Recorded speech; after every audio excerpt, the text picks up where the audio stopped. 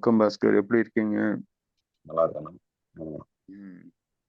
சுதந்திர தினம் நாம போன வாரம் நேரலையில பேசியிருக்கிறோம். ஆமா. சுதந்திரம் எப்படி எல்லாம் பறிபோகுது அப்படின்னு நம்ம பேச ஆரம்பிச்சு அந்த எலெக்ஷன் அதை பத்தி எல்லாம் ஓட்டு எப்படி திருடப்படுது அப்படின்றத 2 வாரம் முன்னாடி பேசினாரு. ம், ம். அதுக்கப்புறம் இப்ப பார்த்தான்னா 30 நாளைக்கு மேல யாருக்கிட்ட மேல எல்லாம் கேஸ் இருக்குமோ அவங்க எல்லாம் மந்திரி பதவி பறிக்க போறேன் அப்படின்னு நம்ம உள்துறை அமைச்சர் சொல்லியிருக்காரு. ம்.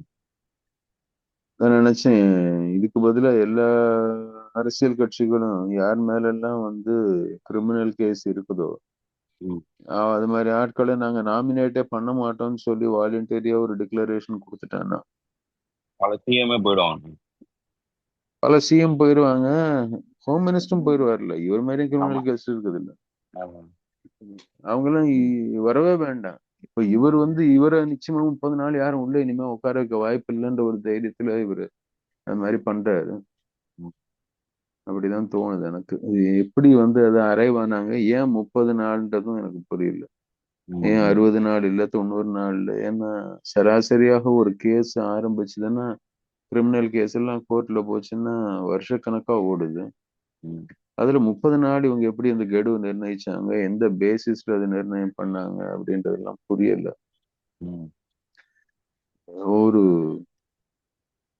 புதுசு புதுசா சட்டங்கள் இயற்றக்கூடியதும் ஒரு மாதிரி வித்தியாசமா ஓடிட்டு இருக்கோன்னு தோணுது. ம். இன்னொரு பக்கம் இண்டஸ்ட்ரீஸுக்கான சட்டங்களை நாங்க டீகிரிமினலைஸ் பண்ண போறோம். இன்னொரு 500 சட்டங்கள், பழைய சட்டங்கள்ல கிரிமினல் அப்படின்றத நாங்க டீகிரிமினலைஸ் பண்ண போறோம் ம். ம். அப்படின்னு இவரு பியூஷ் கோயல், அதாவது தொழில்துறை மந்திரி தொழில்துறை. சொல்லியிருக்கிறாரு. சோ ஒரு பக்கம் தொழில்களுக்கு நீ என்ன வேணா பண்ணு, நீ கப்பம் கட்ட வேணாம், ஃபைன் கட்ட வேணாம். அதான் அந்த இது ஒண்ணு போட்டிருந்தாங்கல்ல. அந்த ம். குஜராத்ல ஒரு பிரிட்ஜ் ஒண்ணு கட்டணும். குஜராத்லயோ மத்திய பிரதேஷ்லயோ ம். அந்த ம். ஃப்ளைஓவர் ஒண்ணு கட்டிட்டு 2 பக்கமுங்கள்ல இருந்து கட்டிட்டு வந்திருக்கான். கடைசியில அந்த ரெண்டும் சேர வேண்டிய இடத்துல சேரல. ம். ஒண்ணுக்கு ஒண்ணு ஆமா. தனித்தனியா நிக்குது. அலைன்மெண்ட் சரியில்லை. ம். அது கிட்டத்தட்ட 800 கோடி ரூபாய் கான்ட்ராக்ட். ம். ம். அதுக்கு அந்த கான்ட்ராக்டருக்கு தவறா வேலை பண்ணதுக்கு அவங்களுக்கு போடப்பட்ட இது பனிஷ்மெண்ட் 5,000 ரூபாய் பனிஷ்மெண்ட். ம். ம். கேட்கறதுக்கே கேவலமா இருந்துச்சு. இந்த மாதிரி டீகிரிமினலைஸ் பண்ணி ம். எதுவுமே தப்பு இல்லை அப்படின்ற மாதிரி ரெகுலேஷன்ல கிரிமினல் ஆக்டிவிட்டி கிடையாது அது இதுன்னு பேசிட்டு ம். கடைசியில என்ன பண்றோம் அப்படின்னா இருக்கிற சட்டங்கள் எல்லாம் தளர்த்துறோம். எது எதெல்லாம் ப்ரொடெக்ஷனுக்காக மக்களுக்கு இருக்கோ அதெல்லாம் தளர்த்துறோம். ம். இன்னொரு பக்கம் பழிவாங்கக்கூடியதெல்லாம் புதுசு புதுசா சட்டங்களாக இயற்றுகிறோம். அப்படிதான் போயிட்டு இருக்குது. சுதந்திர தினத்தை ஒட்டி நம்ம பேசி இதெல்லாம் வர்றதை பார்க்கும்போது சுதந்திரம்ன்றது யாரோ அன்னைக்கு கேள்வி கேட்டாங்க. வருங்காலத்துல சுதந்திரம் இருக்குமா இல்லையா அப்படின்ற மாதிரி இவரு ரொம்ப நம்ம வேகமா செல்வகுமார் அவங்க மனைவி. அதன் ஹம்? செல்வகுமார் அவங்க மனைவி கேட்டாங்க கடைசியா. உம் கடைசியா அவங்க கேட்டது ரொம்ப முக்கியமான ஒரு கேள்வி எனக்கு தோணுச்சு. ம். ம். ம். இந்த சீசன் நாம வேலை வாய்ப்பை பத்தி பேச போறோம். ம். ம். ம். சீசன் முழுக்க. ஏன்னா ம். கடந்த ஒரு மாதமாக நமக்கு சென்னையில அந்த துப்புரவு தொழிலாளர்களுடைய வேலை வாய்ப்பை பத்தின அந்த ஒரு பிரச்சனை ஒரு பக்கம். இன்னொரு பக்கம் டிசிஎஸ்ல 15% பேரை நாங்க வேலைக்கு எடுக்க போறோம் அப்படின்னு ஒரு அனௌன்ஸ்மெண்ட் வந்தது. நிறைய பேரை வீட்டுக்கு அனுப்புறாங்க. பெரிய ம். பெரிய ம். தொழிற்சாலைகள்ல மக்களை வேலைக்கு அனுப்புறாங்க. இன்னொரு பக்கம் அமெரிக்கால இருக்கக்கூடிய இந்த டாரிஃப் வந்துச்சுன்னா திருப்பூர், ஈரோடு இந்த பகுதியில இருக்கக்கூடிய இந்த நிட்டிங் தொழிற்சாலையில இருக்கிறவங்க 6 லட்சம் பேர் வேலை வாய்ப்பு போயிடும் ம். அப்படின்னு சொல்லி ஒரு பக்கம் அவங்க பயமுறுத்தி இருக்கிறாங்க. ம். வேலை அப்படின்றதே ஒரு மிகப்பெரிய ஒரு கேள்விக்குறியாயிட்டு வருது. ஒரு ம். பக்கம் தொழில்நுட்பம், இன்னொரு பக்கம் வரி, டாரிஃப் இது போன்ற விஷயங்கள். இன்னொரு பக்கம் இருக்கக்கூடிய பாரம்பரிய தொழில்கள், வேலைகள் அவற்றை சிதைக்கக்கூடிய ஒரு பக்கம் கிளைமேட் சேஞ்சு, அதனால வரக்கூடிய இயற்கை பாதிப்பு இருந்ததுன்னா, ம். இன்னொரு பக்கம் மார்க்கெட் எக்கானமி, அதுல நீங்க சீப்பா வித்தாதான் நீங்க இந்த மார்க்கெட்ல இருக்க முடியும். ம். இல்லைன்னா ம். உங்களை காலி பண்ணிடுவோன்ற மாதிரி எல்லாரையும் அடிச்சு துவம்சம் பண்ற மாதிரி பெரிய பெரிய நிறுவனங்களுடைய ஸ்ட்ராட்டஜி. ம், ம், நிறைய காசு வச்சு சின்ன சின்ன பிளேயர் எல்லாம் காலி பண்றாங்க மார்க்கெட்ல. ம், ம், இதுல ஜாப்ன்றது எங்க இருக்கு? ஜாப் செக்யூரிட்டினா என்ன, வேலைன்னா என்ன அப்படின்றத ம், பத்தின கேள்வி. ஆனா ம், முதலாவதாக நம்ம இந்த கான்ட்ரவர்ஷியல் இஷ்யூவே எடுப்போமே. ம், இந்த சென்னை மாநகராட்சியுடைய அந்த துப்புரவு பணியாளர்கள் விஷயத்துல ம், நிறைய பேருக்கு ஒரு கேள்வி இருந்துச்சு. இந்த இஷ்யூவை எப்படி பார்க்கிறதுன்னு தெரியல. அதுவும் நம்ம ஆம், நாம அதிகம் மதிக்கக்கூடிய தலைவராக இருக்கக்கூடிய திருமாவளவன் அவர்கள் கூட பேசினது ம், நிறைய கன்ஃபியூஷன் ஏற்படுத்துச்சு. அவர் பேசின அந்த ம், லாஜிக் ஒண்ணு கொடுத்திருந்தாரு. இது இப்படி பார்க்கணும் அப்படின்னு. ம், இதை எப்படி பார்க்கிறது இந்த விஷயத்த? அதாவது வந்து அவங்க தொழில் தொடர்ந்து காலகாலமாக இந்த தொழிலே அவங்க ஏன் செய்யணும் அப்படின்ற ஒரு கேள்வியை வச்சு, ம், அதனாலதான் வந்து அவங்களுக்கு நிரந்தரமாக்குறது வந்து இதுன்னு அவர் சொன்னார் ஒரு பக்கம். ம், இன்னொரு பக்கம் கம்யூனிஸ்ட் தோழர்கள், இடதுசாரிகள் சொல்றது என்னன்னா, வேலை வாய்ப்பு தனியார் மயமாக்கல்ன்றதுக்கான அவசியம் என்ன? ம், இது இப்ப நடக்கல. இதுக்கு முன்னாடி அதிமுகவும் இதே பண்ணிருக்கு. இப்ப திமுக பண்ணுது அப்படின்றத தாண்டி, இந்த ம், கட்சிகள் சார்ந்து தனியார் மயமாக்கலுடைய நாம் எப்படி பார்க்கணும்? ம், அப்படின்றது ஒண்ணு. ஒண்ணு ம், சாதி வாரியாக பேசக்கூடியது. ம், இன்னொன்னு பொதுத்துறை வேலைகள தனியார் மயமாக்குதல் அப்படின்றது எதற்காக? ஏன்? எப்படின்றது. ம், 3வது அ இத வந்து ஒரு அ என்ன சொல்றது? ஒரு சமூக பிரச்சனையாக துப்புரவு தொழில்னு ஒரு தொழில் இருக்கணுமா? வேணாமா? அது எப்படி ம், இ இன்னிக்கும் வந்து ஒருத்தர் போடுற குப்பை இன்னொருத்தர் அள்ள வேண்டியது அவசியம் என்ன? ம், அவங்கவங்க பொறுப்போட இருந்தான்னா வந்து நம்ம நாடே இதுவா இருக்குமே! அப்படின்ற ஒரு ஒரு சமூக பிரச்சனையாக, ஒரு சமூக இயக்கமாக அதை பார்க்கக்கூடிய விஷயம். ஸோ 3 ம், வெவ்வேறு தளங்கள்ல இதை தாண்டி அந்த பொருளாதாரம்னு ஒண்ணு இருக்கு. ஸோ ம். இப்படி பார்த்தோம்னா, இது எப்படி புரிஞ்சுக்கிறது? உங்களுக்கு வந்து நீங்க இத கொஞ்சம் விளக்கி சொன்னா, நீங்க இத பத்தி பேசியிருக்கீங்க தொடர்ந்து. அதனால நீங்க இத ம். கொஞ்சம் விளக்கி சொல்லணும்னு தோணுது. இது நீங்க ஒரு எழுதுறேன்னு கூட 3 சொல்லியிருந்தீங்கன்னு நெனைக்கிறேன். ஆனா நீங்க எழுதல. ஆமா. இத பத்தி அ எழுதுறேன். ம். திரும்பி நான் எழுதுறேன். இத பத்தி அப்படின்னு ஏதோ ஒரு இடத்துல ஒரு கமெண்ட் பார்த்தேன். நீங்க எழுதுனது. ஆமா, ஆனா ஆமா, நீங்க அத பத்தி அதுக்கப்புறம் எழுதலன்னு நெனைக்கிறேன். ஆமா. ஆக்சுவலா 3ஆ பிரிக்க வேண்டியிருக்கு இந்த இஷ்யூவ. ஒண்ணு வந்து இந்த வேலையோடைய நம்ம சொல்ற ஜாப் செக்யூரிட்டின்றது ஒரு சோசியல் செக்யூரிட்டி அப்படிங்கிற ம், மனநிலை. இது ஒரு எக்ஸிஸ்டென்ஷியல் இஷ்யூ. வாழ்வியல் சார்ந்த ஒரு பிரச்சனை. இப்ப அவங்க இருக்கிறாங்க. இத விட்டு வெளியில போன்னு சொன்னா, அவங்க எங்க அசைன் ஆவாங்கன்ற ஒரு கேள்வி இருக்கு இல்லையா? இன்னும் ம், கீழான நிலைக்கு தான் அவங்க தள்ளப்படுவாங்க. அப்ப ம், இங்க இங்க இருக்கக்கூடிய இடத்துல அவர்களுக்கு என்ன உத்தரவாதம் குடுக்கணுமோ ஏன்னா, இன்னைக்கு வந்து மருத்துவர்களுக்கு, ஆசிரியர்களுக்கு, போக்குவரத்து துறை இருக்கிறவங்களுக்கு எந்த வகையிலும் இவர்கள் வந்து குறைவா நடத்தக்கூடாதுங்கிறது என்னுடைய கருத்து. ம், ஏன்னா, இதெல்லாம் இயங்கணும்னா இவங்க இருக்கணும். இன்னைக்கு நீங்க இவங்கள இந் அ துப்புரவு பணியாளர்கள் அப்படின்றவங்கள மட்டும் அது தனியார்ல இருக்காங்களா? ஏன்னா ஓனக்ஸ், நீதிமன்றம் இப்படி பல கம்பெனி உள்ள வந்து வெளில போயிருக்கு. இப்பதான் ராம்கி வந்திருக்கு. ம், ஒரு 15 வருஷமா இத ஃபாலோ பண்ணா தெரியும் நமக்கு. ஆனா, ம், இந்த நபர்கள் இந்த துறைய விட்டு அ இது இது அப்படியே நிக்குதுன்னு வைங்க. இது ம், இருக்கக்கூடிய எல்லா துறையும் பாதிக்கக்கூடியது தான். எப்படி போக்குவரத்து, கல்வி, உணவுப் பொருட்கள் வந்து நின்னுச்சுன்னா எல்லா துறையும் ஸ்தம்பிச்சு போகுமோ, அதே போல தான் துப்புரவு பணியாளர்கள் தான் எல்லாத்துக்கும் முன்னாடி. ஆக்சுவலா. ம், அத வந்து அதுல தான் தொடங்குது. பாலுக்கு முன்னாடியே துப்புரவு தொடங்குதுங்க இல்லையா? வாய ம், கொப்பளிச்சு சிங்க்ல துப்பிடுறோமே நம்ம. ம், கக்கூஸ் போய் வச்சிடறோம், எல்லாம் பண்ணிடுறோம்ல. அப்போ ஒரு ம், ஒரு குடும்பத்துல பால் எதுக்கு அத்தியாவசியமோ, அதுக்கு முன்னாடி நம்மளுடைய விஷயங்கள் அத்தியாவசியமா இருக்கு. ஆனா, இதுல 2வது போர்ஷன மட்டும் எடுத்து திரும்ப பேசிட்டாரு இப்போ. ம், என்னன்னா, இந்த தொழிலை இவங்களே தான் செய்யணுமாங்கிற கேள்வி ஒரு சமூக பிரச்சனை. ம், இப்போ சோசியல் செக்யூரிட்டி சமூக பிரச்சனை ஒரு அங்கம். ஆனா எத முன்ன பேசணும், எத பின்ன பேசணும்னு இருக்கு இல்லையா? இப்ப நிகழக்கூடிய போராட்டத்துல சமூக நீதிங்கிறது எட்ட வேண்டிய இடம். அது ஒரு ஒரு லாங் மார்ச் அது. ஆனா இந்த சமூகத்துல இருக்கக்கூடிய சமூக பாதுகாப்பு என்பது அவர்கள் இங்க நிக்கிற இடத்துக்கு வேணுமா இருக்கு. இது ம், ஒரு கிட்டத்தட்ட ஒரு எமர்ஜென்சி கேர் மாதிரி இது. ஆனா அவங்க அடைய வேண்டியது முழு ஆரோக்கியம். அதுல எந்த மாற்று கருத்தும் இல்ல. திரும்ப பேசுறது ஒரு பெரிய பிக்சரை பேசுறாரு. அது இல்லைன்னு ஆனா இதுல இருந்து நீங்க இப்போ ஃபார் எக்ஸாம்பிள் வந்து ஒரு ஒரு ஃபர்ஸ்ட் எய்ட்ல இருந்து ஒருத்தர் வேணாம் ஃபர்ஸ்ட் எய்ட் வேணாம். நீங்க நேரா வர்றதா இருந்தா சர்ஜனே வாங்கன்னு சொல்ற மாதிரி இருக்கு. ம், சர்ஜன் தான் வரப்போறாரு. ஆனா அதுக்கு முன்னாடி அவரை ப்ராப்பரா கொண்டு போய் ப்ரொசீஜரெல்லாம் போக வேண்டிய அந்த முதல் கட்ட நடவடிக்கை இருக்குல்ல, அந்த கோல்டன் ஹவர்ஸ்னு சொல்லுவோம்ல, ம், அந்த ம், ம், கோல்டன் ஹவர்ஸ் மாதிரி போராட்டத்துல நம்ம வந்து ஸ்பெஷலைசேஷன் பேசக்கூடாது ஆக்சுவலா. ம், அல்லது இந்த முழு பிக்சரை காட்டணும். அந்த ம், இதுல ஒரு துண்டு துண்டா இருக்கும் பொழுது என்னன்னா, எல்லாருக்கும் அவர் மீதான விமர்சனமும் இல்ல, கம்யூனிஸ்டுங்க பேசுறதுலயும் முதல் பாதி பேசுறாங்க. ம், இவர்களுடைய சோசியல் செக்யூரிட்டி பேசுறாங்களே தவிர சோசியல் ஜஸ்டிஸ் என்ற இடத்த பேசுறது இல்ல நிறைய பேர். ம், இது ரெண்டுமே இப்ப சோசியல் ஜஸ்டிஸுக்குள்ளதான் ஒரு சப் டாபிக்கா சோசியல் செக்யூரிட்டி இருக்குன்னு நினைக்கிறோம். ஆனா அந்த ம், இடத்துல அதுக்கு ஒரு பிரச்சனை வரும்போது அது தீட்டாகணும்ல. ஒரு ஹோல் பாடியில ஒரு ஆர்கன்ல பிரச்சனை இருக்குன்னா அந்த ஆர்கன் பிரச்சனையும் கவனிக்க வேண்டியிருக்கு. இல்ல நான் ஹோல் பாடி ட்ரீட்மெண்ட்டுக்காக வெயிட் பண்ணுவேன்னு சொல்ல முடியாதுல்ல.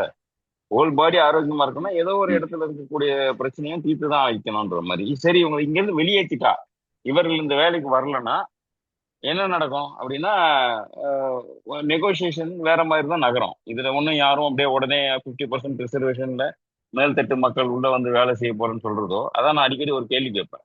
இப்போ துப்புரவு பணியாளர்களை வந்து ஒரு சிக்யூர்டு ஜாபா மாத்தணும் அப்படிங்கிறதுக்காக அரசு பணியா மாத்தணும் அப்படின்னா அதை ரிசர்வேஷனுக்குள்ள கொண்டு வர வேண்டியிருக்குன்னு வச்சுக்கோங்க.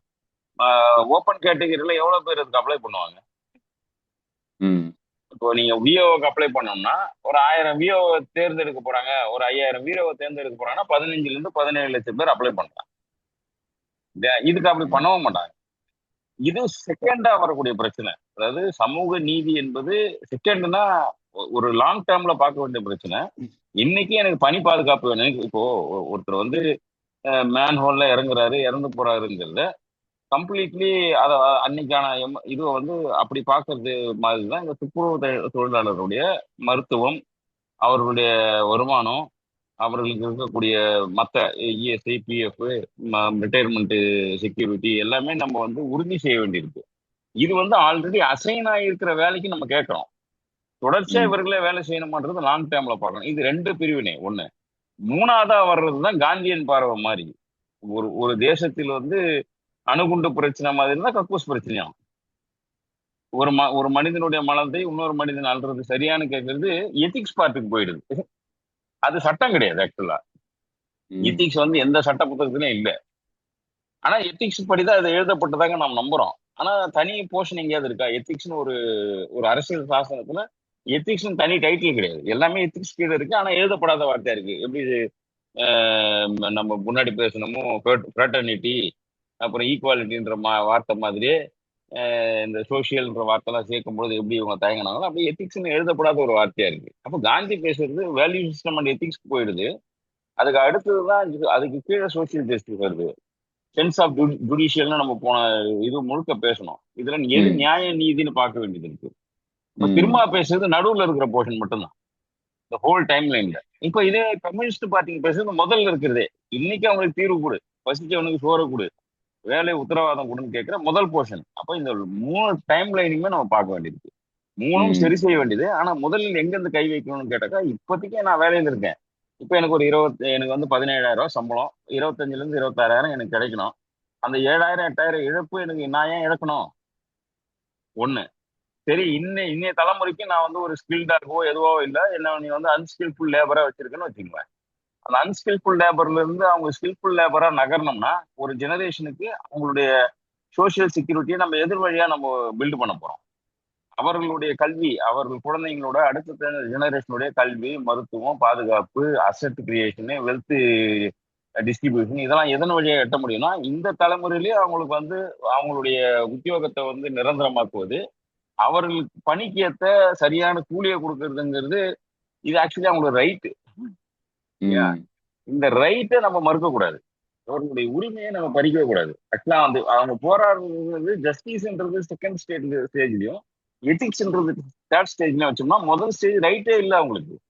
அந்த ம், உரிமை பறிக்கப்படுவதற்கான போராட்டத்தை ஜஸ்டிஸும் எத்திக்ஸ்க்கும் நோக்கி நகர்த்துற வேகமா நம்ம புஷ் பண்ணக்கூடாது.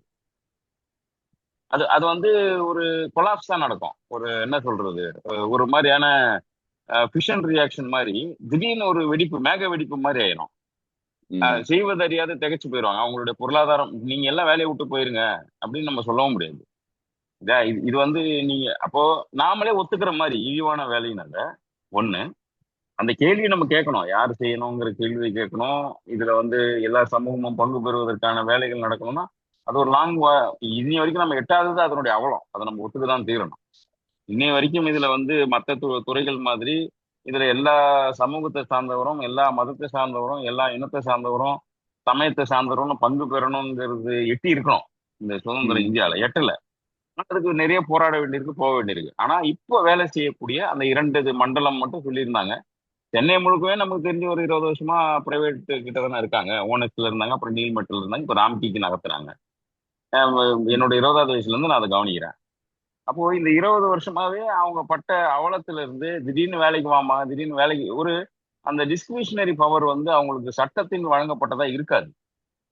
அவர்களுடைய ம், வேலை என்பது அவங்களுடைய உரிமையா இருக்காது. இந்த பிரச்சனையை முதல்ல நம்ம கையாளணும். அதற்கு பிறகுதான் அதுல சோசியல் ஜஸ்டிஸை கொண்டு வந்து நிறுத்த முடியும்.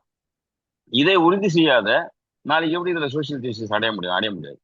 அப்போ ம், அவர்களுடைய பிள்ளைகளும் டாக்டர் ஆகணும், அவர்களுடைய பிள்ளைகளும் இன்ஜினியர் ஆகணும் அப்படிங்கிற கனவெல்லாம் நம்ம நிறைவேற்றணும்னா அரசாங்கம் பள்ளி கல்வியை கொடுக்குது. இப்போ ஃபர்ஸ்ட் கிராஜுவேட்டா இருந்தா இன்ஜினியரிங்ல 20,000, அதே மாதிரி ஆர்ட்ஸ் காலேஜ்ல 6,000ல இருந்து 8,000 10,000 வரைக்கும் ஸ்காலர்ஷிப் எல்லாம் தராங்க அப்படின்னா அது அதுல இருந்து நகர்த்துறதுக்கு இவங்களுக்கு வந்து வேணும்ல கொஞ்சம் சௌகரியமா. இப்போ இவர்களே ம், மார்த்தட்டி சொல்றாங்க, ஒவ்வொரு 1,000 ரூபாய் கொடுத்துருக்கோம், 51 வாரம் கொடுத்துருக்கோம், 50,000 ஒரு பெண்கள் சேகரிச்சிருக்காங்க. இது 2 மாசத்துலயே கிடைக்குமே. ம், ஏன் 50 மாசம் அவங்க காத்திருக்கணும்? நீங்க கொடுத்துருக்கிறது நல்லது, அதை வச்சிருவோம் அது. ஆனா ஒரு பெண் வந்து 2 மாசத்துல 50,000 தன் கையில பார்க்க போறான்னா அதை ஏன் மறுக்கணும் அரசாங்கம்? ம், அப்போ இதை நம்ம கேள்வி கேட்க வேண்டியிருக்குல்ல. அப்போ ஒரு மனிதன் 5 வருடம் வேலை செஞ்சு அல்லது அதை எட்டுறதுக்கு ஒரு மினிமமா நாங்க கொடுத்துருக்கோன்ற இடத்துக்கே பெண்களை தள்ள போறோமா மீண்டும்ன்ற கேள்வி வருது இல்ல. இப்போ அவங்களுக்கு இந்த பணம் என்பது வெறும் லைவ்லிஹுட் இஷ்யூ மட்டும் கிடையாது. அது எதிர்காலத்துக்கான அவங்களுடைய சோசியல் செக்யூரிட்டி, ரிட்டையர்மெண்ட் செக்யூரிட்டின்னு நம்ம எல்லாருக்கும் சொல்றோம். ஒரு மத்திய அரசாங்கத்துல இருந்து ஓய்வு பெற்றாங்கன்னா அவங்க இருக்கிற வரைக்கும் பண்றாங்க, அவங்களுடைய ஃபேமிலியை பாத்துக்கிறாங்க, அவர்களுக்கான ரேஷனிங் சிஸ்டம் மாறுது, எல்லாம் கொடுக்கும் பொழுது எந்த வகையில இவர்களை குறைச்சு மதிப்பிடுறாங்கன்னு தெரியல. அப்போ இந்த பாகுபாடுன்றது முதல்ல வேஜஸ்ல கேள்வி கேட்க வேண்டியிருக்கு. சம ஊதியம்ன்றதெல்லாம் பெரிய நீதி மாதிரி, இப்ப திரும்ப பேசுற மாதிரி, இவர்களே ஏன் குப்பை ஆளணும், இவங்க இதை விட்டு வெளில போட்டோம் எல்லாரும் அலட்டணும்னு கேட்கிற மாதிரி. இல்லையா? இது அடுத்தபடி வேஜஸ் ம், சார்ந்த சண்டை. ஆனா எனக்கு இருக்கு, நான் செஞ்சுட்டு இருக்கிற வேலையில எனக்கு போதாமை இருக்குல்ல. இப்ப நான் ம், செய்யறேன், அடுத்து என் தலைமுறை நான் செய்ய வைக்குவேன் செய்ய வைக்க மாட்டேன்றது என்னுடைய நான் வாழக்கூடிய வாழ்க்கையை பொறுத்தது. இல்லையா? நான் இதை விட கொஞ்சம் பொருளாதாரத்திலையும் இன்னும் கொஞ்சம் சமூக பாதுகாப்பும் எனக்கு கிடைக்கும் பொழுது என் தலைமுறை அடுத்தது மேல வரும். ஆனா அதை உத்தரவாதம் பண்ணலன்னா மேலும் மேலும் அடுத்த தலைமுறையும் சேர்த்து வஞ்சிக்கப்பட்டதா தானே இருக்கும். ம், மறுபடியும் அரசாங்கத்துக்கிட்ட கையேந்தக்கூடிய ஒரு நபர்களாக அடுத்த ஜெனரேஷன் குடிமக்களை உருவாக்க போறோமா அப்படிங்கிற கேள்வி இருக்கு. அதனால இதை மூணா பிரிக்க வேண்டியிருக்கு. ஒரு விஷயம் வந்து அவரவர்கள் குப்பைக்கு அவங்க தான் பொறுப்பு, கண்டென்மெண்ட் கொண்டு வர வேண்டியிருக்கு, பிளாஸ்டிக் பத்தி பேச வேண்டியிருக்கு, என்விரான்மெண்ட் பத்தி பேச வேண்டியிருக்குன்னா கடைசி டைம்ல என்னது டைம்லைனோட கடைசியில இருக்கு. ஒரு நபர் இப்பதான் 3 வேளை சாப்பாடு எனக்கு உத்தரவாதம் இருக்கு, நான் வந்து பள்ளிக்கூடத்துல கால் எடுத்து வைக்க போறேன், கல்லூரியில கால் எடுத்து வைக்க போறேன், ஒரு வழக்கறிஞரா மாற போறேன், மருத்துவரா மாற போறேங்கிற கனவு சிதைஞ்சிடும் இதுல. ம், இவர்கள் ஆவாங்களான்னு தெரியாது. இப்போ இந்த துப்புரவு பணியில இருக்கிறவங்க இந்த இந்த இடத்துக்கு எட்டுவாங்களான்னு தெரியாது. ஆனா அவர்களுக்கு கிடைக்க வேண்டிய இந்த ஊதியமும், அவர்களுக்கு கிடைக்க வேண்டிய இந்த பணி நிரந்தரமும் என்ன செய்யணும், அடுத்த தலைமுறை ஆக்கும். இல்லையா? அது ஒரு ம், சமூகத்துல ஒரு வகையான இயக்கத்தை, சோசியல் டைனமிக்ஸை கிரியேட் பண்ணுன்றதையும் புரிஞ்சுக்கணும். அப்ப இந்த 3 பார்ட்டா பிரிக்கணும். அப்புறம் தான் காந்தி சொன்ன மாதிரி அணுகுண்டோட பெரும் பிரச்சனை கக்கூசுங்கிறது. ஏன்னா ஒரு ம், 20 30 வருஷம் பின்னாடி தள்ளி போனோம்னா அந்த ட்ரை டாய்லெட் தலையில வாரிட்டு போனதை நான் அடிக்கடி எழுதியும் பேசியிருக்கேன். நான் கண்கூடா ம், பார்த்த விஷயம் அது. அப்படியே ஒரு வீட்டுல ஓப்பனா இருக்கும், வந்து சாம்பல் அள்ளி கொட்டிட்டு, அப்ப அலுமினியம் ஸ்டீல் கூட இருக்காது. ஒரு லண்டனா கேமராவோ இல்ல நெய்வேலி காட்டாமணிக்கோ பின்ன ஒரு கூடையை எடுத்து தலையில வாரும் பொழுது அந்த ட்ரை டாய்லெட்ல இருக்கக்கூடிய அந்த மலம் தலை வழியா அப்படியே அந்த இறங்கி அந்த ஈரத்தோட இவங்க நடந்ததை நான் பார்த்திருக்கேன். இலக்கியங்கள் ம், சொல்லுதுன்றதெல்லாம் அப்புறம் கோயிலை சுத்தி இருந்த 2 3 தெருவுகள், பேகோபுர தெரு, எங்க தெருவில் சில டாய்லெட் எல்லாமே கண்கூடா பார்த்த விஷயம். அப்போ ம், இந்த இடத்துல இருந்து ஏதோ ஒரு படி நகர்ந்து வந்து அவர்களுக்குன்னு ஒரு விஷயங்கள் நடக்கும் பொழுது ஆஹ் நமக்கு ஆதங்கம் கோவம் இருக்கு. இந்த மாதிரி ஏன் ஒரு மனிதன் செய்யணும்? நம்ம எத்தனையோ முறை இந்த ரயில்வே டாய்லெட்டை பத்தி யோசிக்கும் போதெல்லாம் நம்ம ரொம்ப, எனக்கு ட்ரெயின்ல போகும்போது டாய்லெட் போக ஆரம்பத்துல பிடிக்காது. கிட்டத்தட்ட 13 ம், வயசுல இருந்து நான் ரயில்ல தொலைதூர பயணங்களை மேற்கொள்றேன் தனியா. முன்னாடி தான் எனக்கு யூரின் போக கூட பிடிக்காது. ஏன்னா அது ஓப்பனா ம், இருக்கும். அது போய் அதுவும் ஸ்டேஷன் நிற்கும் போது போறவங்கள பார்த்தா இன்னும் கடுப்பா இருக்கும். ம், ஏன்னா அதை இன்னொரு ஆணோ பெண்ணோ அதை வந்து அள்ளி கொட்டுறதை நம்ம கண்கூடா பின்னாடியே பார்ப்போம் அடுத்த ட்ராக்ல. ம், அதை பார்த்துட்டு இந்த பக்கம் நம்ம போவோம்னா அந்த அளவுக்கு ஒரு இன்சென்சிட்டிவான மக்கள் கொஞ்சம் சென்சிட்டிவ் ஆகி இருக்கோம் நம்ம. ம், ஏன்னா ஒரு ட்ரை டாய்லெட் நோக்கியோ ஒரு பயோ டாய்லெட் நோக்கியோ நகரும் பொழுது இந்த மக்கள் வந்து இதை வந்து வேலை இழப்புன்னு சொல்ல முடியுமா? டாய்லெட்ல வந்து மலமல்லவங்க அந்த ட்ராக்ல மனமல்லவங்களோட வேலை இருந்துச்சுன்னு சொல்ல மாட்டோம். ம், அவர்களை இன்னும் கொஞ்சம் மேல நகர்த்தி இருக்கும். இதை ஒரு ஜெனரேஷன் 2 ஜெனரேஷன்ல இந்த இந்த சங்கிலியை பிரேக் பண்ணணும்னா அவர்கள் பொருளாதார ரீதியாகவும் அவர்கள் உரிமைகள் அவங்களுக்கு கிடைக்கும் பொழுது அடுத்து அவன் வந்து இதுக்கு வரமாட்டான். நீங்க எதுக்கோ ரிசர்வேஷன் உருவாக்கி வச்சிருக்கீங்க இல்லையா? அந்த ரிசர்வேஷன் ஷீட்ல போய் உட்காரணும்னா இவர்கள் இப்போ பணி நிரந்தரம் இருக்கணும். இப்போ கண்ட்ராக்டர் மகன் கண்ட்ராக்டராகவே ஆகிறதுக்கு விரும்புறான். குறைந்தபட்சம் ஒரு சிவில் இன்ஜினியராவோ அல்லது ஒரு ஒரு அலைடு சயின்ஸ்ல நகர்றதுக்காக நம்ம முயற்சியாவது இருந்துட்டு தானே இருக்கு. ம், அப்போ அதுவே ஒரு 40,000 50,000 60,000 சம்பளத்துல இருக்கிறவங்களுக்கு அது வந்து பெரிய குதிரை கொம்பா இருக்கு. இன்னைக்கு இன்னைக்கு வாழ்க்கை நீங்க இன்ஃபிளேஷன் ரேட்லாம் கால்குலேட் பண்றாங்கன்னு தெரியல. இவங்களுக்கு சம்பளம் போடுறவங்களாம் இப்போ 15,000 ரூபாய் சம்பளத்துக்கு வந்து 12 மணி நேரம் ஒரு நாளைக்கு வேலை செய்யறதுங்கிறது என்ன வகையில அது சோசியல் செக்யூரிட்டின்னு சொல்ல முடியும்? ஆக்சுவலா அது உரிமை மீறல் இல்லையா? அந்த உரிமை ம், மீறல முதல்ல அட்ரஸ் பண்ண வேண்டியிருக்கு. அதற்கு பிறகு அவர்களுக்கான சமூக நீதி சமூக பாதுகாப்புன்றது படிப்படியா நம்ம அதாவது எட்ட வேண்டிய இலக்கா பாக்குறேன் நான் அதை. ஆனா அதனுடைய ம். முதல் படி இவர்களுக்கான பணி நிறுவனம் இவங்களுக்கான பணி நிரந்தரத்தினோட வரக்கூடிய பணி பாதுகாப்பு, சமூக பாதுகாப்பை வழங்க வேண்டியது மத்திய மாநில அரசாங்கத்துடைய கடமை அது. பேருக்கு தொடப்பு கட்டிய தூக்கின மோடி பெருக்குனா போதுமா? இல்ல ஸ்டாலின் வந்து கீழே வேற பிளாஸ்டிக் எடுத்து ஓரமா போட்டு போனா போதுமா? அது அது இல்ல இல்ல.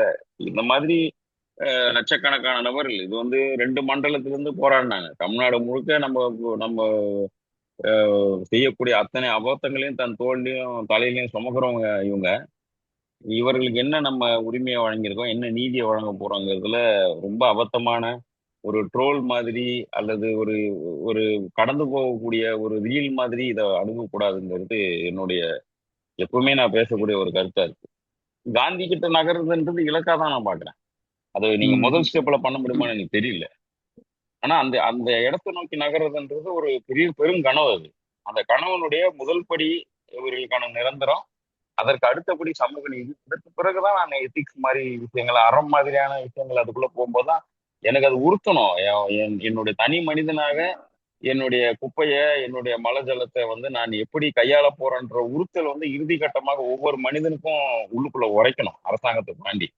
அப்போ வந்து இது வந்து இந்த இதனுடைய இயக்க தன்மை வந்து மாறணும். இத மூணையே ஏதாவது ஒண்ணு எடுத்து பேசினா அது முழுமை கிடையாதுன்றதுதான். ஒரு சர்க்கிளுடைய ஒரு பை மட்டும்தான் நம்மளால பார்க்க முடியும். முழுமையா பார்த்தாதான் ஒரு முழு அதனுடைய பிக்சர் வந்து நமக்கு கிடைக்கும் அப்படிங்கிறது. இன்னைக்கு இருக்கிறவங்களுக்கு அவங்களுடைய வாழ்க்கை வாழ்வாதார பிரச்சனை, குடியிருப்பு பிரச்சனை, அவர்களுக்கான சுத்தமான உணவு பாதுகாப்பை, அவர்களுடைய ஆரோக்கியத்தை, மருத்துவத்தை உறுதி செய்ய வேண்டியது அரசுடைய கடமை. இரண்டாவது கடமை அரசுடைய கடமையை பார்க்கறது அவர்களுக்கான சமூக நீதி வழங்குகிறது. ஒட்டுமொத்த சமூகத்தினுடைய கடமை என்பது அதை ஜுடிஷியல், எக்ஸிகியூட்டிவ், லெஜிஸ்லேஷன், மக்கள், இன்ஸ்டிடியூஷன்ஸ் எல்லாம் சேர்ந்து உருவாக்க வேண்டியது. இதை ஏன் ஒரு சமூகம் சார்ந்தவங்க மட்டும் செய்யணும்? ஏன் நம்ம குப்பையை இன்னொருத்தனுடைய பொறுப்பாக்குறோம்? ஏன் நம்ம மலத்தை இன்னொருத்தனுடைய பொறுப்பாக்குறோன்ற உறுத்தலை ஒவ்வொரு மனிதனுக்குள்ளும் உருவாக்க வேண்டியது கல்வியோட கடமை. அது கொஞ்சம் காலம் எடுக்கும் தான் நினைக்கிறேன். ஆனா முதல் படியை நம்ம ஈஸியா எடுத்து வைக்க முடியும். முதல் படியை எப்படி நீங்க ஸ்கிப் பண்ணிட்டு படிக்கட்டுல கீழே இருந்து தானே படி ஏற முடியும்? ம், நீங்க இறுதி படியை நான் வந்து கீழே இருந்து வைக்க முடியுமா என்ன? அப்படி நான் வைக்கவே முடியாது. ஒரு ஒரு படியா ஏறி தான் அதை கடக்க முடியும். ம். ஆனா என்ன கொடுமைன்னா, காந்தி இத பேசி ஒரு 80 வருஷமாவது ஆகுது. ஆமா. காந்தி பேசினது இன்னும் கனவாதான் இருக்குன்றதுதான் கேவலமா இருக்கு. 1905 இருந்து அதாவது பேசுறாரு அவரு. 5ல இருந்து ஆஹ், 40 வரைக்குமே இதை ரொம்ப எம்பசைஸ் பண்றாரு. அஹ் ஏறத்தாழ 100 120 வருஷம் ஆயிருச்சு அவர் இதை பத்தி பேசி. 120 வருஷம் கழிச்சும் அதை ஒரு கனவாக அதை ஒரு இதுவாக தான் பேசுறோமே தவிர, உம் கடைசி படியாக இன்னும் காந்தி இருக்காரு. ஆமா. முதல் படியிலேயே இன்னும் நம்ம கால் வைக்கல. ஆமா. இல்ல அதுதான் முதல் படி வந்து நமக்கு வேணாலும் மறுக்கிறோமே, கால் வைக்கலன்றதோட அப்படி ஒரு படி ம், இருக்கிறதே நம்ம மறுக்கிறோம், மறைக்கிறோம். ம். இல்ல எனக்கு என்ன தோணுதுன்னா, இதுக்கு கான்ட்ராஸ்டா நம்ம பார்க்கணும்னா, அடுத்து வந்து சந்திரனுக்கு ஆள் இறக்க போறோம். இந்தியாவிற்கு வந்து சந்திரன்ல போய் ஆளை நிறுத்த போறோம். உலகம் முழுக்க இதை எதிர்பார்த்துட்டு இருக்குது அப்படின்னாங்க. நம்ம நாம வந்து வெளி கோளுக்கு போறோம் அப்படின்றத பத்தி பேசுறோம். ம், எப்படி ஆர்டிபிஷியல் இன்டெலிஜென்ஸ் வந்து இந்தியா தான் வந்து முன்னெடுக்க போகுது, மிக அதிக அளவுல மக்களுக்கு நம்ம ட்ரைனிங் கொடுக்குறோம் அப்படின்னு பத்தி பேசுறோம்.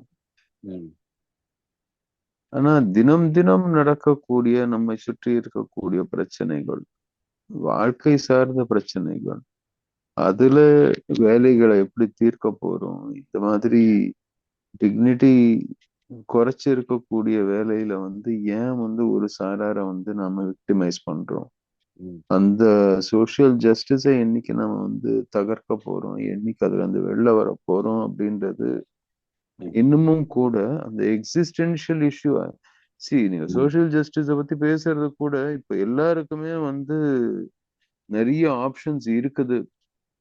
ம், அப்படின்னும் போது நீங்க வந்து அதை பத்தி பேச வேண்டிய அவசியம் கிடையாது. எக்ஸிஸ்டென்ஷியல் சில பேருக்கு வந்து இதுதான், இது தவிர வேற சாய்ஸ் கிடையாது. ம், அவங்களுக்கு ட்ரைனிங்கோ ஆக்சஸோ இருக்காது, அவங்களுக்கு இதற்கான புரிதல் இருக்காது. அவங்க பிள்ளைகள் வந்து இந்த துப்புரவு பணியாளர்ல பல இந்த மலம் அள்ளுறதை பத்தி நீங்க பேசுனீங்க. இங்க இந்த இதுல மேன்ஹோல்ல இறங்கி கிளீன் பண்றது ம், பெரும்பாலும் 30, 40 வயசுக்குள்ள இறந்து போயிருவாங்க. அதுக்கப்புறம் அந்த பசங்க வந்து திரும்பி அதிலேயே வேலை கொடுத்து அந்த பசங்களை ஒரு சமூகம் அதற்காக ஒரு ஏரியாவே இருக்குது சென்னை. ம், ம், சோ இது வந்து தொடர்ந்து நமக்கு வந்து இந்த சோஷியல் ஆஸ்பெக்ட மறந்து நாம ம், வேலையை உருவாக்க முடியுமா? ம், சோஷியல் ஜஸ்டிஸ் அண்ட் சோஷியல் சேஞ்சஸ்ன்றது ஒண்ணு, பிஹேவியரல் சேஞ்சஸ், சோஷியல் ரெஸ்பான்சிபிலிட்டின்றது நீங்க சொன்ன மாதிரி காந்தி பேசிய அடுத்த கட்டம். ம், சோஷியல் ஜஸ்டிஸ்ன்றது வந்து சமூகம் ஏற்படுத்த வேண்டியது. ம், ஆனா சோஷியல் ஜஸ்டிஸ் இல்லாம ஒரு பொருளாதார நெருக்கடியை சிலருக்கு மாத்திரம் ஏற்படுத்தி அவங்கள ம், வந்து ஒரு வல்னரபிள் சுச்சுவேஷன். இப்போ நீங்க சொன்ன அந்த இது எனக்கு பேசும்போது என்ன நினைவுக்கு வருதுன்னா, ம், ஒரு கவர்மெண்ட் வேலை குறைஞ்ச சம்பளமா இருந்தாலும் ஒரு அரசாங்க வேலைன்றது ஒரு நிரந்தரத்தன்மையை கொடுக்குது. ம், ஒரு கடனை வாங்க முடியும், ஒரு அசெட்டை கொஞ்சம் கொஞ்சமா கம்யூனிட்டிலயோ அல்லது ஃபேமிலிலயோ பில்ட் பண்ண முடியும். ம், அதுல வந்து ஒரு பேங்க்ல போனோம்னா அரசாங்க வேலையில இருக்கீங்கன்னா கடனை கொடுப்பாங்க, இல்லைன்னா கடன் கொடுக்க மாட்டாங்க. ம், ஸோ ஜாப் செக்யூரிட்டி இருந்தா தான் வந்து கடன் கொடுக்குறேன் இன்னைக்கும் கூட அரசாங்கத்துல, ஆமா. நம்மளுடைய அந்த இதுல பேங்க்ல வங்கிகள்ல. ம், அப்படி இருக்கும்போது அந்த செக்யூரிட்டி வந்து நம்ம இன்னமும் கூட அதனுடைய பவரை உணராம ம், பிரைவேட்டைஸ் பண்ணிடுறோம். அப்படின்னும் போது பிரைவேட்டைஸ் பண்ணும்போது ஒரு பக்கம் ஒரு பப்ளிக் சர்வீஸை வந்து நம்ம பிரைவேட்டைஸ் பண்றதன் மூலமாக ம், சர்வீஸை மேம்படுத்துறோமா அப்படின்ற கேள்வி வருது. ம், ம், எனக்கு தெரிஞ்ச கடந்த 10 வருஷத்துல வந்து இதற்கான சான்று பெருசா இந்த விஷயத்துல இருக்கிற மாதிரி தெரியல. ம், ம், இன்ஃபேக்ட் பிரைவேடைஸ் பண்ணும்போது கரப்ஷன் தான் அதிகமா பேசப்பட்டிருக்கே தவிர கார்பரேஷன் பண்றதுக்கும் அவங்க பண்றதுக்கும் பெருசா வித்தியாசம் இருக்கிற மாதிரி எனக்கு தெரியல வேலையை பொறுத்த வரைக்கும். ம், ம், சோ வந்து இதோட அப்படி இருந்துச்சுன்னா அப்ப நம்ம அரசாங்கத்துல எதுக்காக நாங்க வந்து இவ்வளவு இன்டர்நெட் போட்டிருக்கோம், அரசாங்கத்துல எல்லாம் டேஷ்போர்டு வச்சிருக்கோம், முதல் மந்திரி வந்து ஒவ்வொரு துறையோடைய பர்ஃபார்மன்ஸும் டேஷ்போர்ட்ல தினம் தினம் பார்த்துட்டு இருக்கிறாரு அப்படின்னு ம், இவ்வளோ நீங்க வந்து இன்வெஸ்ட் பண்ணியிருக்கீங்க மானிட்டரிங்ல, எவாலுவேஷன்ல எல்லாத்துலயும் பண்ணும்போது அப்ப ம், ஏன் கார்பரேஷனே இதை நடத்தக்கூடாதுன்ற கேள்வி வருது. ம், ம், எங்கேயோ வந்து இல்ல ஒத்துக்கணும், ம், தனியார் மயம் ஆக்கிரும், ஏன்னா அரசாங்கத்தால இது நடத்த முடியாது, எங்களுக்கு ம், அதற்கான ஒரு திறனோ அதற்கான மேலாண்மை செய்யறதுக்கான வலிமையோ ம், அல்லது ஒழுங்கா வேலை செய்யறதுக்கான சின்சியாரிட்டியோ எங்களுக்கு கிடையாது, ம், ம், தனியார் மயமாக்குனாதான் அவங்க செய்வாங்க அப்படின்றதையாவது ஒத்துக்கணும். ம், இதுல எனக்கு என்ன ஆச்சரியமா இருக்குன்னா இதுல கேட்கப்படாத கேள்வி, ம், எதுக்கு தனியார் மயமாக்குறீங்க? ம். இது ஒரு புது சேவை. ஆமா. இப்போ ரயில்வேஸ் இப்போ ம், இது மைய அரசாங்கம் வந்து இப்போ ரயில்வேஸை பிரைவேடைஸ் ஆகுதுன்னா அதுக்கு நம்ம அப்போஸ் பண்றோம் இல்லையா? ஆமா. அஹ் அப்படி இருக்கும்போது நீங்க இங்க பிரைவேடைஸ் பண்றது இல்லையா? நீங்க அதுதானே பண்றீங்க. அப்ப பிரைவேடைசேஷன்ல நம்மளுடைய பங்கு, நம்மளுடைய பார்வை என்னவா இருக்கு? ம், ம், ம், ஏன்னா பிரைவேடைஸ் பண்ண பண்ண ப்ராஃபிட் ம், ஓரியன்டா தான் போகும். ம், ஏன்னா தனியார் நிறுவனங்கள் எல்லாமே லாபத்தை சார்ந்து இருக்கு. ம், லாபத்தை மிகைப்படுத்தணும்னா ம், ஆட்களை குறைச்சாகணும். ம், இன்னைக்கு ம், மேற்கத்திய நாடுகள்ல ஆட்களை அதிகம் இல்லாத நாடுகளில் தொழில்நுட்பத்தை ம், வச்சு ஆட்களை நிரப்பக்கூடிய வேலைகள் நிறைய ஓடிட்டு இருக்கு. ம், ம், ஆட்களை அகற்றி தொழில்நுட்பத்தை இப்போ டிசிஎஸ்ல பாக்குறோம். பெரிய பெரிய ஐடி தொழில்கள்ல அதுதான் நடக்குது. ம், ம், 15% பேரை டிசிஎஸ் போன்ற ஒரு ஐடி கம்பெனியில வேலையில இருந்து எடுக்கிறாங்க. தொழில்நுட்பம் ம், வந்து அவங்கள வந்து மனிதர்களை தொழில்நுட்பம் ரீப்ளேஸ் பண்ணுது. ம், ம், அப்போ என்ன நடக்குதுன்னா ம், தொழில்நுட்பங்கள் அதுவும் வந்து இந்த மேற்கத்திய நாடுகள்ல வளரும்போது அங்க நம்மள மாதிரி மக்கள் தொகை இல்லைன்றதுனால இவ்வளவு ம், பேருக்கு ஒரு திடமான ஒரு நிரந்தரமான ஒரு வேலையை உருவாக்க வேண்டிய கட்டாயம் அவங்களுக்கு கிடையாது. ம், இவ்வளவு மனிதர்களை பார்த்து கொள்ள வேண்டிய கடமை அவங்களுக்கு கிடையாது. அவங்க அரசாங்கத்துக்கு இல்ல. ம், நிறைய வேலைகள் செய்யணும். குறைச்சல் ஆட்கள் இருக்கிறாங்கன்னும் போது ம், அவங்க ஆட்களுக்கு பதிலா இயந்திரங்களை நிறைய பயன்படுத்துறாங்க. இதுதான் காந்தியோட வாதமா இருந்துச்சு. இயந்திரமயமாக்கலை பத்தி பேசும்போது திருப்பி ம், திருப்பி அவர் என்ன சொல்றாருன்னா நம்ம நாட்டுல மக்கள் தொகை அதிகம். ம், எல்லாருக்கும் வேலை வாய்ப்பு அவசியம். ம், ம், கண்ணியமான வேலை வாய்ப்பு அவசியம். ம், ம், சுயமரியாதையோட செய்யக்கூடிய வேலை வாய்ப்பு உருவாக்குவது அவசியம். அந்த ம், 1934ல இருந்து அவர் எடுத்துட்டு வரக்கூடிய அந்த ஒவ்வொரு முயற்சியும் ம், அந்த பொருளாதாரத்தை எப்படி நம்ம வந்து வலுப்படுத்துறது, அதுல எப்படி எல்லாருக்கும் வேலை வாய்ப்பு உருவாக்குறது, ம், அதிலும் பர்ட்டிகுலரா அவர் சொல்றது நிலம் இல்லாத கிராமத்துல வாழக்கூடியவர்களுக்கு எப்படி நாம ம், வந்து நிலம் சார்ந்தோ அல்லது அவங்க ஊர்லயோ அல்லது அங்க இருக்க ம், தொழிற்சாலைகளை புதுசா நிறுவியோ நம்ம வந்து வேலை வாய்ப்புகளை உருவாக்க முடியுமா அப்படின்றதுதான். ம், ம். நாம வேலை வாய்ப்பை பத்தி தான் இன்னைக்கு பேச ஆரம்பிச்சோம். ஆனா காந்தியை தான் அதிகமா பேசிட்டு இருக்கோமோன்னு தோணுது. ஆமா. பட் அவரை பத்தி பேசாம இருக்க முடியாது. ஏன்னா இந்த ம், ஒரு புரிதல் தான் நம்ம கிட்ட தவறிடுச்சோன்னு தோணுது. இன்னைக்கு இருக்கக்கூடிய அரசியல்வாதிகள் எல்லாருமே இந்த ம், நடுத்தர வர்க்கத்துல இருந்து வந்ததுனாலயோ என்னமோ தெரியல. ம், அந்த ஒரு தொழில்நுட்பத்தின் மேல இருக்கக்கூடிய ஒரு மோகம், ஒரு ஃபேசினேஷன் மிக அதிகமாக இருக்கிறதுனால, ம், நான் வந்து வேலைக்கு எனக்கு மனுஷங்க தேவையில்ல. இனிமே நான் மிஷின வச்சு வேலைய பார்த்துக்கிறேன். ம், ம், அப்படின்ற அந்த அ ஒரு நிலைக்கு இப்ப வந்துட்டாங்க. ம், நான் ம், வந்து மனுஷங்களே எனக்கு தேவையில்ல, மிஷினு. இப்போ ம், தனியார் நிறுவனங்கள பார்த்து தான் இப்ப அரசாங்கங்களும் வேலை செய்யுது.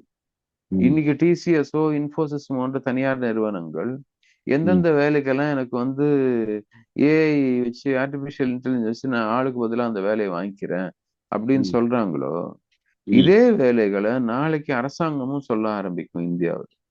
ம், அது சொல்ல ஆரம்பிச்சதுன்னா, நமக்கு எந்த விதத்துல ஒரு பக்கம் ஆர்டிபிஷியல் இன்டெலிஜென்ஸ தவறாக பயன்படுத்துறது எப்படின்னு இதே சென்னை கார்ப்பரேஷன் நேத்து நிரூபிச்சிருக்கு. ஆமா. நேத்து இது இந்தியன் எக்ஸ்பிரஸ்லயோ இல்ல டைம்ஸ்லயோ ஒரு படம் வந்துச்சு. ம், ம், என்னன்னா ம், ஒருத்தர் வந்து ஒரு தெருவுல ஒரு படத்த எடுத்து போட்டோ எடுத்து போட்டிருக்கிறாரு. எப்படி ம், வந்து வயர் அங்க வந்து கேபிள் எல்லாம் வந்து ஓப்பனா இருக்குது ம், அப்படின்னு சொல்லி, இது பாருங்க அப்படின்னு சொல்லி ட்வீட்டோ என்னமோ பண்ணியிருக்காரு சென்னை கார்ப்பரேஷனுக்கு. ம், ம், ம், அவங்க என்ன பண்ணியிருக்காங்க, ஆர்டிபிஷியல் இன்டெலிஜென்ஸ வச்சு, ம், அதுல போயிட்டு இருக்கிற வண்டிகள மாத்திரம் எரேஸ் பண்ணிட்டாங்க. அதே ம், படத்த. ம், எரேஸ் ம், பண்ணி, அதையே மீண்டும் போஸ்ட் பண்ணி, உங்க ம், கம்ப்ளைண்ட்ட நாங்க அட்டெண்ட் பண்ணிட்டோம். அவர் சொன்ன கம்ப்ளைண்ட் அதுவே கிடையாது. வண்டிகள ம், பத்தி அவர் கம்ப்ளைண்ட் பண்ணல. அவர் வந்து கேபிள பத்தி கம்ப்ளைண்ட் பண்ணியிருக்காரு. ம், ஆனா, சென்னை கார்ப்பரேஷனுடைய ஆர்டிபிஷியல் இன்டெலிஜென்ஸ உபயோகிக்கக்கூடிய யாரோ ஒரு கீழ்த்தர சிப்பந்தி யாரான இருப்பாங்க போல இருக்கு. இதுக்கெல்லாம் வந்து மேலிடத்துல யாரும் இதெல்லாம் கண்டுக்கிறத மாரி தெரியல. ம், அவங்க யாரோ வந்து ஏதோ ஒரு ஏஐ சாஃப்ட்வேர வச்சு, போயிட்டு ம், இருந்த வண்டிகள் எல்லாம் அதுல அழிச்சுட்டு, ம், நீங்க கம்ப்ளைண்ட் குடுத்தீங்க. உங்க கம்ப்ளைண்ட்ட நாங்க வந்து மீட் பண்ணிட்டோம். இப்ப வண்டிகள் இதுல இல்லன்னு திருப்பி போஸ்ட் பண்றாங்கன்னா, ம், எங்கேயோ நீங்க வேலை செய்யணும்னு அவசியம் இல்ல. வேலை செய்ததாக நீங்க வந்து சோசியல் மீடியால கணக்கு காமிச்சுட்டாலே போதும். ம், அதற்கு எந்த தொழில்நுட்பத்தையும் பயன்படுத்துவோம். ம், அப்படின்ற தவறான போக்கு ஒண்ணு தொழில்நுட்பத்தை நோக்கி ஒரு பக்கம் இருக்குது. ம், இன்னொரு பக்கம் இது தொழில்நுட்பம் வந்து மக்களுடைய வேலையை ரீப்ளேஸ் பண்ணுது அப்படின்னும் போது ம், நாம வந்து அப்போ எங்க வந்து வேலை வாய்ப்பு புதுசா உருவாக்க போறோம்? ம், ம், எந்த துறையில வேலை வாய்ப்பு உருவாகும்? தொழிற்சாலைகள்ல வேலை வாய்ப்பு உருவாகுமா? அப்படின்னா என்ன தொழிற்சாலை உருவாகும்? ம். சர்வீஸ் செக்டார்ல எங்கெங்க எல்லாம் வேலை வாய்ப்பு இன்னும் போகறதுக்கு வாய்ப்பு இருக்குது? இதெல்லாம் பத்தி நம்ம இந்த சீரீஸ்ல நம்ம பேசுவோம்னு நினைக்கிறேன். ம், ஏன்னா அவசியம். இன்னைக்கு எல்லாருக்கும் இருக்கக்கூடிய பிரச்சனை, இளைஞர்களுக்கு முக்கியமா இருக்கக்கூடிய பிரச்சனை, ம், நான் படிச்சு முடிச்ச உடனே எனக்கு வேலை இருக்கா? இல்லையா? ம். சொந்தமா தொழில் தொடங்கலான்றது ஒரு பக்கம். 1944 அதற்கு எல்லாருக்கும் இந்த டிபேட் நடக்குது. பார்லிமெண்ட் டிபேட்ல நடக்குது. அப்போ ம், காந்தியும் சரி, அம்பேத்கரும் சரி 2 பேரையும் தானே ஆய்வுக்கு எடுக்குறாங்க. ம், 2 பெரும் கருத்துக்களை நீங்க மோத விடணும்னா 2 பேர் தான் மோத விட முடியும் இந்தியால. ம், அது ஒரு ஆரோக்கியமானது தான். அதுல ஒரு கருத்து இப்போ முற்றிலுமா காணாம ஆக்கிட்டாங்கல்ல. நம்ம கடைசியா Indian oil and natural gas corporation வந்து அம்பேத்கர் ம், போட்டோவை தூக்கிட்டு சாவர்கரை வச்சிருக்குல்ல. அம்பேத்கரும் ம், காந்தி இருந்த வரைக்குமாவது பரவாயில்ல. ஏதோ 2 பேரையும் திண்டு முடிச்சு விட்டாங்க, சண்டை வாங்கினாங்க. அது சஸ்டெயின் ஆகும் நம்ம நினைச்சோம். ஆனா இன்னைக்கு ம், ஒரு முற்றிலுமாக தங்களுக்கு தாங்க வந்து ஒரு 100 அடியில சிலை வைக்கிறது இதெல்லாம் பண்ணிட்டு அவருடைய கருத்துக்களை முற்றிலுமா காணாம ஆக்குறாங்கன்னு நான் நினைக்கிறேன். அம்பேத்கரோட கருத்துக்களை. ஆனா 1944 அவர் பேசும்போது இந்த சானிடேஷனை பத்தி ஒரு டிபேட் நடத்திருக்காரு பார்லிமெண்ட்ல. அது ம், ரொம்ப இம்பார்ட்டன்ட் டிபேட். அது வந்து காந்திக்கு பதில் சொல்ற விதமா இருந்தா கூட அவர் என்ன சொல்றாருன்னா, இந்த லேபர் கிளாஸ் பீப்புளுடைய சானிடேஷனை மாநில அரசாங்கம் கையில் எடுக்கணும். மத்திய அரசாங்கம் கையில் எடுக்கிறதுன்றதை தாண்டி அது ஒரு ஒரு ஸ்டேட் ரெஸ்பான்சிபிலிட்டின்னு சொல்லிட்டு 1944 எழுதுறாரு. ம், ஒரு நீங்க வந்து சானிடேஷன்னால பாதிக்கப்பட போறவங்க இந்த உயர்தட்டு மக்கள்ன்றதெல்லாம் தாண்டி இது ஒண்ணு இருக்கு. ஸ்கேவஞ்சர்ஸ் பத்தியும் இந்த சானிடேஷன் ஒர்க்கரை பத்தி பேசும்பொழுது உலகத்துல எங்கேயுமே இது வந்து பிறப்பால் தீர்மானிக்கப்படுவது இல்லை. ஒரு மனிதன் மலம் பண்ணும் தொழில் என்பது அவனுடைய கல்வியை பொறுத்து இருக்கலாம். அவனுடைய மூதாதையர்கள் சேர்த்து வைக்காத சொத்து அதை பொறுத்து வேணா இருக்கலாமே தவிர அப்படி கூட ரொம்ப ஒரு டிக்னிஃபைடு இல்லாம ட்ரீட் பண்ண மாதிரி தெரியல. ஆனா இங்க ம், வந்து பிறப்பின் அடிப்படையில ட்ரீட் பண்றோம்னு பேசுறாரு பார்லிமெண்ட்ல. ஒரு மனிதன் ம், மலமல்ல தொழில்ன்றது அவன் பிறக்கும் பொழுதே முடிவாகுது. அவன் தேர்வு செஞ்ச தொழில் இல்லை அப்படிங்கிறாரு. அந்த இடம் தான் அந்த மிடில் பார்ட். அந்த ம், வேலை வாய்ப்புக்கான உத்தரவாதத்தை தாண்டி நம்ம யோசிச்சோம்னா இதை நம்ம இதை கருத்துல எடுக்க வேண்டியிருக்கு. அந்த ஒரு நிறைய இடங்கள்ல பேசினாலும் இந்த 1944 ஆக்சுவலா அவர் எதோட சேர்த்து பேசுறாருன்னா ஒரு முக்கியமான இந்த வரலாற்று பதிவு வந்து காந்தி இந்த டாய்லெட்னால நடக்கக்கூடிய ட்ரைனேஜ் சிஸ்டத்தை பத்தி பேசுறாரு. இப்போ ம், தண்ணி சம்பந்தமா பேசும்போது நம்ம இந்த உரக்குழிகளை பத்தி ஒரு ஒரு விஷயம் பேசுறாரு இல்லையா. அந்த ம், உரக்குழிகளுக்கு மாதிரியே தான் இவரும் இன்னொன்னு முன்வைக்கிறார். ஒரு ம், ஒரு அந்த பிட் கைண்ட் ஆஃப் சானிடேஷன் வேணும். இது வந்து ம், நம்ம வெளியில ஓப்பன் டெஃபிகேஷனோ அல்லது அந்த ட்ரை டாய்லெட் மாதிரி வச்சு அதை கூடையில ஆள்றதுக்கு பதில் இவர் வந்து உரக்குழினே முடிவு பண்ணி அதை போடுறாரு நைட் சாயிலுக்கு. ஆனா அவர் ம், என்ன சொல்றாரு, ஒரு டிக்னிஃபைடு சானிடேஷன் நடக்கணும்னா அதுல ப்ராப்பர் தொழில்நுட்பத்தை நம்ம கொண்டு வரணும்னு பேசுறாரு 44. அந்த ம், கையால அள்ளுவதோ அதுல மனுஷன் உள்ளே இறங்கி போறதோ இல்ல அதை பண்ணணும்னா நாம இந்த ட்ரைனேஜ் சிஸ்டத்தை சீவேஜ் சிஸ்டத்தை மட்டும் இல்லாம டாய்லெட்ஸை நிறைய கற்பனை பண்ணணுங்கிறார் அம்பேத்கர். ஆனா ம், காந்தி கற்பனை பண்ணி முடிச்சிடுறாரு. ம், உரக்குழின்னு ஒரு இடத்த கொண்டு வந்துடுறாரு. அதை வந்து உலகம் முழுக்க ஒத்துக்கிறாங்க. அப்ப உலகம் முழுக்க இருந்தது தான். ஜப்பான்ல சைனா எல்லாம் இன்னைக்கும் அது வந்து ஒரு ஒரு கமாடிட்டி ஆக்சுவலா அது. ம், இன்னைக்கு வந்து அந்த பார்வை வருது. ஆனா இவர் அதை சிந்திக்கிறாரு. இந்த இன்னும் கொஞ்சம் வெஸ்டர்னைஸ்ட் மாடல்ல ஒரு இன்னும் கொஞ்சம் இந்த டாய்லெட் ஃப்ளஷ் டாய்லெட்டை பத்தி தான் பேசுறாங்க பார்லிமெண்ட்ல. ம், அப்பதானே நமக்கு வந்து ஒரு 70 80கள்ல சென்னை முழுக்க இந்த வாம்பே திட்டம்னு வந்தது. இந்த ம், கிரீனிஸ்டிக் டைப் ஆஃப் பிட் டாய்லெட் கொண்டு வந்தது தான் வாம்பே திட்டம்னு கொண்டு வந்தோம். இதை 40 40 40 வரைக்கும் அம்பேத்கர் வந்து நீர் மேலாண்மை பேசும்போது அது பேசுறாங்க சானிடேஷன் ஒர்க்கை. நீங்க ம், சானிடேஷன் ஒர்க்கை சரி பண்ணலன்னா நீர் மேலாண்மை பண்ணியும் ஒரு பிரயோஜனம் இல்லைங்கிறாங்களா. அது சென்னைக்கு எவ்வளவு பொருந்தும்னு யோசிச்சு பார்த்தா தெரியும். இன்னைக்கு ம், அது அப்படியே பொருந்தது. 70 வருஷம் கழிச்சும் இன்னைக்கு வந்து நம்ம அப்படியே பொருந்தக்கூடிய 2 தரவுகளா இருக்கு. 2 பேரும் ஒரே விஷயத்தை தான் வெவ்வேறு திசையில் நின்று பேசுனதால நம்ம தவறா புரிஞ்சுக்கிட்டோமோ கூட எனக்கு சில நேரம் தோணும். ஏன்னா 2 பேரையும் ம், வாச்சிருங்க. ஏன்னா யாராவது ஒருத்தரை வாச்சு தான் ஒருத்தர் பேசுறாங்க. 2 பேரையும் நம்ம தெளிவா வாச்சதுனால 2 பேருமே என்னன்னா இது மாதிரிதான் சூரியன் உதிக்குதுன்னு சொல்றது பூமி சுத்துதுன்னு சொல்ற மாதிரிதான் அது. ம், ரெண்டுமே உண்மைதான், பெர்ஸ்பெக்டிவ் தான், அது வித்தியாசம்ன்ற மாதிரி சில நேரம் தோணும் எங்களுடைய விவாதம். ஏன்னா ரெண்டு பேருமே ஒரு மனிதனை டிக்னிட்டியோட நடத்தணும்ன்றதுதான் அவங்க பேஸ் லைன். ம், யாருக்குமே அதுல இருந்து மீறணும், ரெண்டு பேருக்கும் அதை மீறணும்னு எனக்கு எங்கேயுமே அவர் சொல்லல. அவங்க வந்து ஒரு ஒரு ஒரு மதிப்புள்ள ஒரு வாழ்க்கையை வாழணுங்கிறதுல ரெண்டு பேருக்கும் மாற்று கருத்து இல்லை. ஆனா ரெண்டு பேரும் கை காட்டுற திசை கொஞ்சம் வித்தியாசம் இருக்கு. சொல்யூஷன் ம், நம்மகிட்டே இருக்குங்கிறார் காந்தி, இல்ல நம்ம வெளியில இருந்து எடுத்தா என்ன தப்புன்னு இவரு நிறைய உரையாடல் நடத்துறாரு. இங்கதான் எல்லாமே சாதியால போய் சீழாகி போயிருக்க, இதை முற்றிலுமா தவிர்த்துட்டு போனான்னாங்கிறாரு. ஏன் இந்த ஊண்டை கிளீன் பண்ணிட்டு இருப்போங்கிறாரு. ரெண்டு ம், வெவ்வேறு பார்வையா தான் நான் பாக்குறேன். சானிடேஷன்லயும் அவங்க பேசுறாங்க. இவர் வந்து 1915 எழுதுனதை இவர் 1940 பேசுறாரு. ஒரு ம், 25 வருஷம் கேப் ரெண்டு பேருக்குள்ள இருக்கு. அது எங்க இருந்து இந்த கேப் உருவாச்சுன்னு நமக்கு தெரியல. அது தனியாவே நம்ம யோசிக்கணும்னு நினைக்கிறேன். ஏன்னா சானிடேஷன் சம்பந்தமாக உலகளாவே இருக்கக்கூடிய புத்தகங்கள்ல ஒன்னு ரெண்டு கூட நான் எடுத்து படிச்சிருக்கேன். இடையில நம்ம இந்திரன் ஒரு ரைட்டர் என்ன வந்து கக்கூஸ் பத்தி எழுத சொல்லியிருந்தாரு, கேட்டிருந்தாரு, பேச சொல்லியிருந்தாரு. அப்போ உலகம் ம், முழுக்க சானிடேஷன்ல எப்படி இருக்குன்னு பார்க்கும்போது சில புத்தகங்கள் படிக்கிறோம். அதாவது அதனுடைய மெட்டீரியல் எப்படி வந்திருக்கு, சானிடேஷனுக்கான புது மெட்டீரியல்ஸ் என்ன வந்திருக்கு, சோசியல் செக்டர் என்ன, இதெல்லாம் சேர்த்து ஒரு ஆய்வு ஸ்பிரிங்கர் பப்ளிகேஷன் விட்டுருக்காங்க. அந்த புத்தகத்துல காந்தி அம்பேத்கரையும் ஒரு சாப்டராகவே வச்சிருக்கிறாங்க. அதாவது ம், through Gandhi lens, through Ambedkar லென்ஸ்னு வச்சிருக்கிறாங்க. ம், அது முன்னாடியே ஒரு முறை படித்தேன். அதுல வந்து இந்த இந்த கோட் எல்லாமே இருக்கு. ஏன்னா நீர் மேலாண்மை சார்ந்து பேசுறாங்க. இன்னும் குறிப்பாக ரொம்ப ஸ்பெசிபிக்கா போய் பேசுறாரு அம்பேத்கர். கோல் மைனிங் மாதிரி இருக்கக்கூடிய ரொம்ப வல்னரபிளும் டேஞ்சரும் நிறைந்த ஜாப்ல இருக்கவங்களுக்கான சானிடேஷன் பத்தி தான் அவர் பேசுறாரு. ம், நம்ம பெண்கள் சானிடேஷனை வந்து அது வந்து ஒரு அது எந்த அளவுக்கு பாதுகாப்பு தரும் அப்படிங்கிறதையும் பார்லிமெண்ட்ல பேசுறாரு. எப்ப பேசுறாருன்னா ஹைட்ரோ எலக்ட்ரிக் பவர் பேசும்போது கூட பேசுறாரு. அதனால ம், அது வந்து பெருசா தெரியுது தவிர இது தெரிய மாட்டேங்குது யாருக்கும். இந்த 44ல பேசின அவருடைய இது வந்து ஹைட்ரோ எலக்ட்ரிக் ப்ராஜெக்ட் அவர் தானே ஆதரிச்சு பேசி கொண்டு வர்றாரு ஈராக்கூர்லாம். ம், அப்போ அதோட சேர்த்து இதை பேசுறாரு. நீர் மேலாண்மையில காந்தி வந்து ஒரு பார்வை எடுக்கிறாரு. நம்ம பிட் டாய்லெட் உரக்குழிகள் வழியாக நீர் மேலாண்மை பண்ண முடியும், சானிடேஷனையும் இன்னும் கொஞ்சம் டிக்னிஃபைடு ஜாபா மாத்த முடியும், கையால் அல்ல வேணாம்ல, போயிட்டு மண்ணள்ளி ம், கூட்டிட்டா அது உரமா மாறிடுது, அங்க ஒரு செடி நட்டுக்கலாங்கிறது அவரு கருத்து. ஏன்னா அது சவுத் ஆப்பிரிக்கால பிராக்டிஸ் பண்ணிட்டு வர்றாரு. ம், அது ஏன்னா டால்ஸ்டாய் தோட்டத்துல இருந்த டாய்லெட்டா இருக்கு. அப்படி அதுக்கு ஒரு வரலாற்று பின்னணி இருக்கு. இதே வேற மாடல்ல சொல்றாரு. இந்த இந்த மலத்தையும் இந்த இந்த சிவேஜ், இந்த மேனுவல் ஸ்கேவெஞ்சர் இன்னும் நம்ம வந்து இது பண்ணோம்னா நம்ம இன்னும் வெஸ்டர்னைஸ் ஆக வேண்டியிருக்குங்கிறார் அம்பேத்கர். அந்த சிஸ்டத்துல ம், அந்த தொழில்நுட்பத்தை வந்து இன்னும் வெஸ்டர்னைஸ் பண்ணி அங்கிருந்து கொண்டு வரணுங்கிற உரையாடலை வைக்கிறாங்க. ஆனா ரெண்டு பேருமே இந்த சானிடேஷன் ஒர்க்கரை டிக்னிஃபைடா நடத்தணும்னா நாம நம்ம வாழ்க்கை முறையை மாத்தணுங்கிறதுல தெளிவா இருக்கிறாங்க. என்ன கருவிங்கிறதுல வித்தியாசப்படுது. ம், செராமிக்ல பண்ண போறோமா இல்ல மண்ணில் பண்ண போறோமான்றதுதான் அந்த வித்தியாசம். ம், ம், பார்ப்போம். தொடர்ச்சியா பேச வேண்டியிருக்கு. இது இது வந்து முழுக்க முழுக்க நாம இந்த நிகழ்கால பிரச்சனையை ஒட்டி பேசுறோம். இது மாதிரி பல்வேறு தொழில்கள்ல நடக்கக்கூடிய அபத்தங்கள், வேலை இழப்புகள், அப்புறம் மரியாதை குறைவா நடத்துறது.